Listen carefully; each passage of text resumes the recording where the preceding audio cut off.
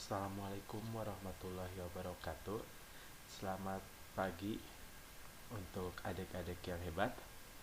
Nah, hari ini kita akan belajar tentang materi eksponen di kelas 9 MTS. Nah, eksponen sendiri apa sih pengertian dari eksponen? Eksponen itu adalah bilangan untuk pangkat, bilangan berpangkat. Misalkan ada A pangkat N, ini artinya adalah A kali A kali A kali A sebanyak N. Nah, si A-nya sendiri sebagai apa? Si A-nya sendiri disebutnya sebagai bilangan pokok, sedangkan N-nya adalah pangkatnya. Misalkan kita punya 2 pangkat 3.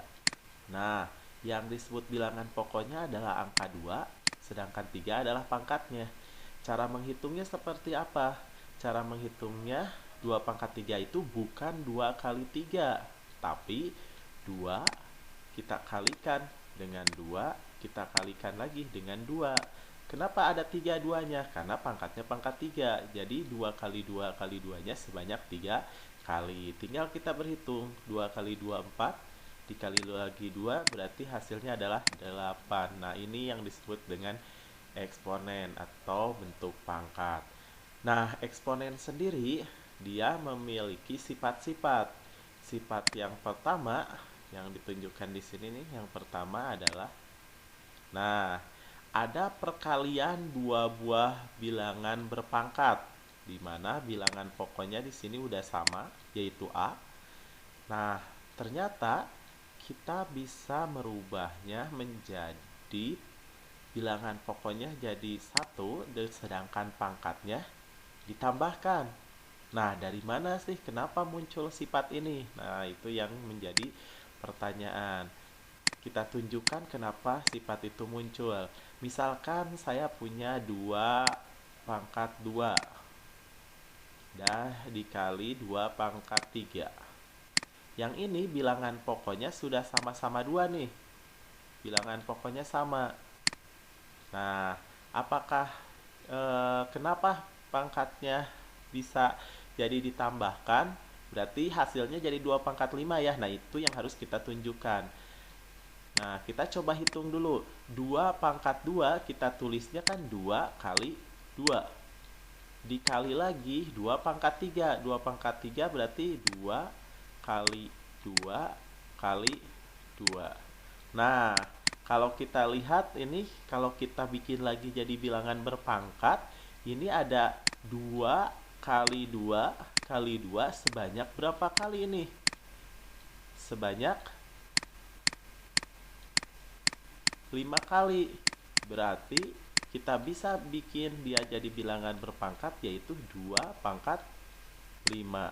Nah, kalau kita perhatikan dari sini pangkatnya, ini pangkat 2, ini pangkat 3, menjadi hasilnya pangkat 5. Berarti pangkatnya itu adalah ditambahkan.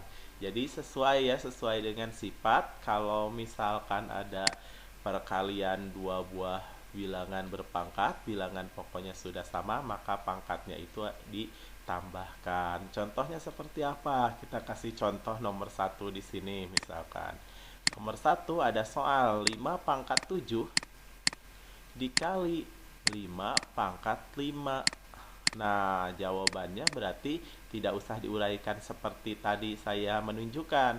Nanti untuk mempermudah kalian dalam pengerjaan soal-soal eksponen, jadi kalau ada perkalian 2 buah bilangan berpangkat, bilangan pokoknya sudah sama, maka kalian cukup menambahkan pangkatnya. Jadi 5 dipangkatkan 7 ditambah 5. Jadi 5 pangkat 12. Nah, seperti itu. Sampai sini bisa dipahami. Nah, sekarang kita akan masuk ke sifat yang kedua. Sifat yang kedua, pembagian. Jadi kalau ada pembagian bilangan berpangkat, bilangan pokoknya sudah sama, maka ternyata katanya pangkatnya dikurangi. Nah, bagaimana cara menunjukkannya? Kita coba lihat di sini. Misal saya bikin ada 5 pangkat 6, saya bagi dengan 5 pangkat 2. Nah, 5 pangkat 6 kita tulis berarti 5 kali 5 kali 5 kali 5 kali 5 kali 5 sebanyak 6 kali kita bagi dengan 5 pangkat 2, 5 kali 5. Nah, ini kalau pembagian seperti biasa kita bisa bagi, karena ini perkalian bisa kita coret membaginya. Ini 5 dibagi 5 1 ya. Ini 5 dibagi 5 juga 1, sehingga tersisa di sini 5 kali 5 kali 5 kali 5 sebanyak 4 kali. Berarti ini bisa ditulis 5 pangkat 4. Nah, kita perhatikan, cocokkan lagi. Benar gak ini pangkat 6, ini pangkat 2, dia bisa menjadi pangkat 4.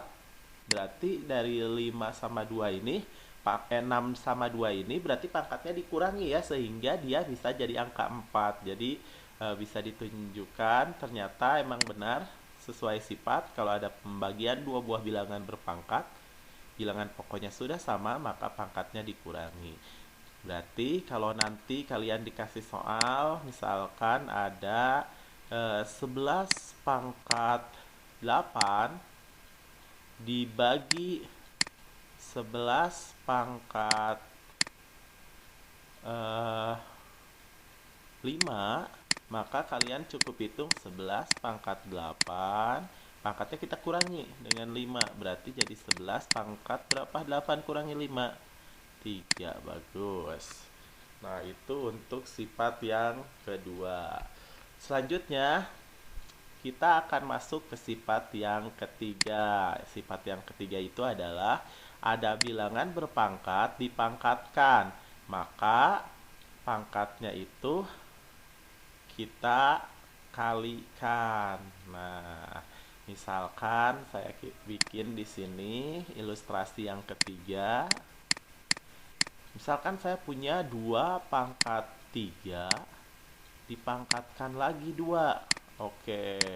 Nah, 2 pangkat 3 dikuadratkan artinya kan 2 pangkat 3 dikali lagi 2 pangkat 3. Nah, kalau kita urai, ini jadi 2 pangkat 3-nya jadi 2 kali 2 kali 2 dikali lagi 2 pangkat 3 yang satunya. 2 kali 2 kali 2. Berarti di sini kita bisa lihat ada perkalian 2 kali 2 kali 2 sebanyak 6 kali. Berarti bisa kita tulis 2 pangkat 6. Nah, berarti kalau secara sifat sesuai, yaitu bilangan berpangkat 3 ini dipangkatkan lagi 2, jawabannya menjadi pangkatnya 6. Nah, berarti otomatis si 3 sama 2 jadi 6 itu dikali kan?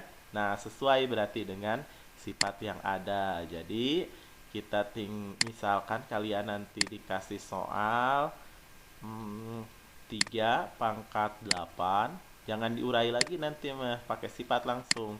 3 pangkat 8 dipangkatkan 5, jangan diurai kayak saya, kebanyakan tuh 3 pangkat 8 pangkatkan 5, kalau mau diuraikan ribet. Jadi langsung pakai sifat. Kata sifat, kalau ada bilangan berpangkat dipangkatkan, maka pangkatnya cukup dikalikan. Berarti 8 kali 5, berarti ini jadi 3 pangkat 40. Nah, ini adalah sifat yang ketiga. Kita masuk ke sifat yang keempat. Sifat yang keempat yang ini. Nah, sifat yang keempat ini perkalian dua buah bilangan dipangkatkan. Misalkan seperti apa? Misalkan saya tulis 2A lah. 2A dipangkatkan 3. Ini kalau kita urai, dia jadi 2 kali A dikali lagi 2 kali A dikali lagi 2 kali A. Kalau saya kelompokkan yang 2 dengan yang 2 lagi, yang A dengan yang A, berarti kita peroleh 2 kali 2 kali 2. Yang A juga sama A kali A kali A. Nah, 2 kali 2-nya sebanyak 3 kali, berarti bisa kita tulis 2 pangkat 3. Yang A-nya juga dikali A lagi sebanyak 3 kali jadi A pangkat 3. Sehingga kalau ada perkalian dua buah bilangan dipangkatkan, terus ini kurungnya mau kita buka, berarti si pangkat ini milik kedua bilangan yang di dalam kurung ini gitu. Jadi kalau misalkan kalian ada soal, misalkan ada 2 kali 7, 2 kali 7 dipangkatkan 3, maka bisa kalian tulis 2 pangkat 3 dikali 7 pangkat 3 gitu. Nah, bagaimana dengan sifat yang keempat? Sifat yang keempat sama. Nanti kalau kalian mau uraikan, dia akan sama. Jadi, nanti sifat kelima ini, misalkan kalian punya 2/5 dipangkatkan 3. Kalau kita tulis kan ini jadi 2/5 dikali lagi 2/5 dikali lagi 2/5. Oke, berarti yang atas itu ada 2 kali 2 kali 2, berarti bisa kita tulis 2 pangkat 3. Yang bawah juga 5 kali 5 kali 5, berarti 5 pangkat 3. Jadi sesuai dengan sifat, kalau ada pembagian dua buah bilangan berpangkat, maka kalau kurungnya dibuka, pangkat itu milik kedua bilangan tersebut gitu. Bisa ya. Sekarang kita masuk ke sifat ke-6. Kalau sifat ke-6 itu lebih ke perubahan saja. Nah, di sifat ke-6 ini katanya kalau lihat akar tuh sebenarnya pangkat berapa. Jadi kalau kalian dihadapkan dengan bentuk ke-6, kalian ada akar dari 7. Artinya 7 pangkat berapa ini? Artinya akar 7 itu adalah 7 pangkat 1/2. Dari mana itu 1/2? Nah, itu bisa dijawab kalau kita tahu perubahan bentuk akar yang sifat ke-7. Jadi, kalau di sifat ke-7 itu katanya kalau akar pangkat N dari A pangkat M, itu bisa perubahannya jadi gimana? Perubahannya ternyata jadi A pangkat M per N.